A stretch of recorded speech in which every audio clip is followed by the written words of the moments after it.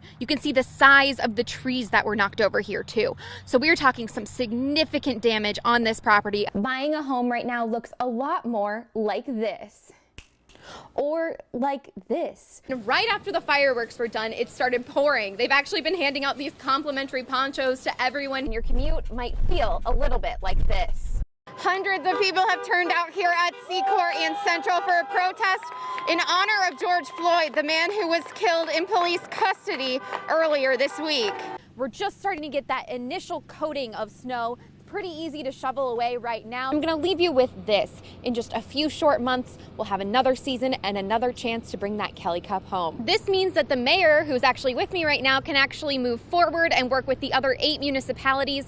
So your phone's been blowing up since you've been with us. Some of the roads look like this, while just 1 block down, you can see a series of potholes that have just been filled in. The Waterville Fire Chief is asking that people please wear their life jackets and be aware that there's an undercurrent you can't see. There's a very large police and fire presence. We do believe that the family just got here, and here's what we know so far. Now, this is according to TPD. There was a standoff. Police tried to negotiate for 2 hours. They say negotiations weren't working, and they fired tear gas into the house, and that a suspect started shooting. And an officer and a suspect were both shot, and they're both en route to the hospital. I thought I'd give you a little peek behind the scenes, what it looks like when we're setting up for these shots, especially because we have the big truck with us. So our amazing photog, John Jubai, actually, he already set this up for us to make sure that we are able to go live and give you an idea of what the weather conditions look like out here. So this takes a little while to do before we go and you see that quick 30 seconds to a minute on TV. Right now it appears that the Sheriff's Department is speaking with the individual who appears to be working for the Trump campaign while the protesters are still here. They have their setup going on. So essentially we're trying to look for clarification. If these protesters can't be here, where can they go? And why and who are asking them to leave the property. I'm going to turn this around here so you can see the damage that we are looking at. This used to be a very large barn. Now, the fire crews spoke to one of the neighbors who's familiar with the people who live here and said that the barn was filled with books. So we're talking highly flammable materials. Am I next? 15-year-old Michael Crockett asks himself that question every time he sees another teen has died on the streets in Toledo. It makes me sad because some of the people that are dying, I grew up with them, or like I go to school with them, so I don't really like it. He's been at Soul City Boxing for over a decade and says it's a big reason he isn't on the streets today. And he's not alone. If I weren't here, I'd have been in the streets.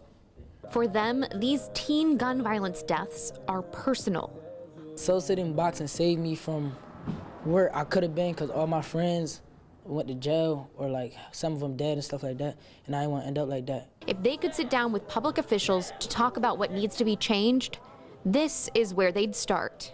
The real issue is the lack of involvement in programs like this where adults can help us. So that's why we need to get adults and mayors and the bigger members of the community to help out with programs like Soul City Boxing. They say there's not enough programming like this, but there are plenty of kids just like them that could benefit from mentors who listen and understand. They don't choose this lifestyle, they're born into it, so like they really don't have an option, and some they try to make it out, but it just doesn't work for them. In Toledo, Emma Henderson for WTOL 11. Laid out on the floor are photographs James Dickerson took on many trips around the streets of Toledo, each one showing an everyday person in their own environment. Street photography stuff just really came from me just wanting to connect with people that have no secrets, you know. I mean, and everybody has secrets, but it's just like, you know, they don't wake up with intent to hide those things. They wake up to fulfill some aspect of their life. Armed with his trusty film camera, itself a piece of history from 1957, he says a quick conversation about life is usually enough to convince someone to take a picture.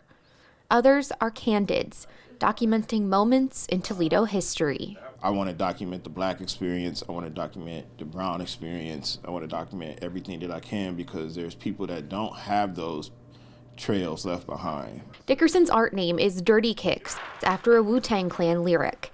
It reminds him getting out on the street and getting his shoes dirty is how he can capture real moments.